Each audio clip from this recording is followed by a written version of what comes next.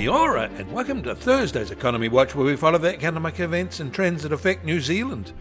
I'm David Chaston, and this is the international edition from interest.co.nz, and today we lead with news that with the Indian subcontinent on the edge of armed conflict and tit-for-tat terrorist moves in retaliation, the world's economy is ignoring these new risks. First up today, the US House of Representatives is set to vote to end their latest and record-long shutdown, and by the time you hear this, have probably approved the compromise. This has seen Wall Street react with a split personality. The Dow Jones Industrial Average has risen to a new record high, but the broader S&P 500 is becalmed and the Nasdaq is lower. The bond market is more risk-averse. The US dollar is weakening.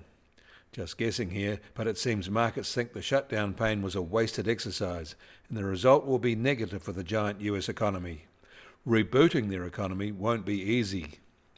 Meanwhile, US mortgage applications were little changed last week, with the refinance market dipping slightly and the smaller new purchase market rising, actually with a notable increase. This came despite mortgage rates rising in the latest week. And more Americans than ever are falling behind on their car payments. According to Fitch Ratings, the share of subprime borrowers at least 60 days past due on their car loans rose to 6.65% in October, the highest in data tracking that started in 1994. And selling a used car to pay off the debt won't help. Record numbers of people doing that still owe loan balances after these sales. A well-supported US Treasury 10-year bond auction today brought a median yield of 4.02%, down from 4.06% at the prior equivalent event a month ago. And in Canada, there were more positive economic signals.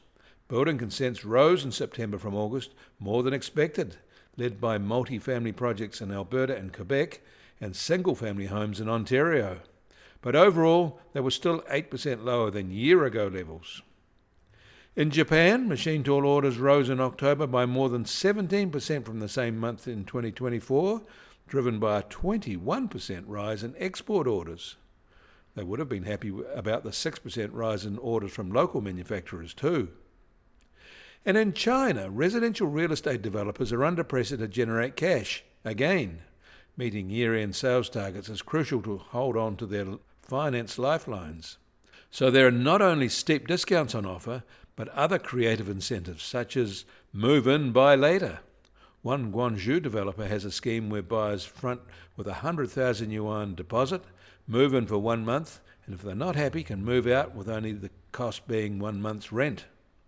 In Malaysia, they have a buoyant retail sector, with retail sales rising 7% in September from a year ago, accelerating from a 5% gain in the previous month. It was up 4.3% in volume terms and was their largest increase since January. In India, CPI inflation there has fallen to a record low 0.3% for the year, down from 1.4% in September. Driving this is a 5% deflation for food. In turn, this was caused by very good growing conditions and heavy harvests.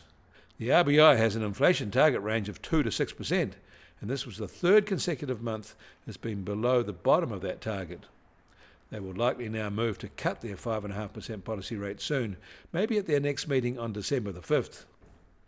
In Australia, the value of new owner-occupier home loan commitments rose by 9.8% in September from a year ago.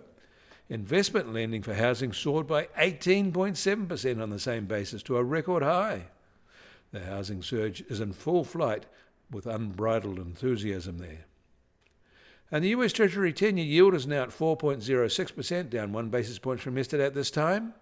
And the price of gold will start today at $4,190 an ounce, up another $77 from this time yesterday. And American oil prices have dropped hard by $2.50 a barrel from yesterday to be just on $58.50 a barrel, while the international Brent price is just over $62.50 a barrel. And the Kiwi dollar is now just on 56.6 US cents, and little change from yesterday. Against the Aussie, we've dipped 10 basis points at 86.6 Australian cents.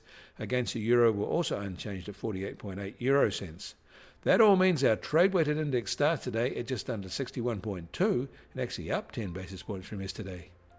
And the Bitcoin price starts today at $101,589 and down another 1.9% from yesterday.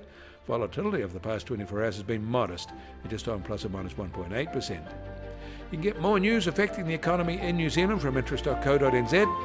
Kia ora, I'm David Chaston, and we'll do this again tomorrow.